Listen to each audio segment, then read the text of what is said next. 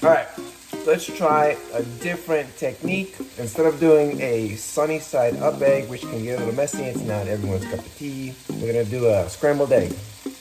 Very easy, very basic, and I think it comes out better. This does involve an extra dish.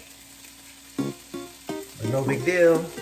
Whip up the egg, 30 seconds or so, maybe less, and just pour it over.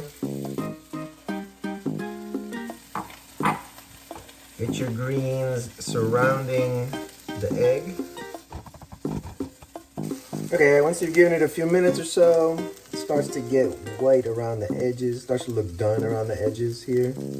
Just flip it. Should be pretty sturdy.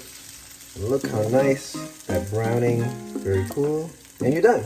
You put that on a piece of bread, add a little cheese on top, a little sauce, seasonings, whatever you want. Bye.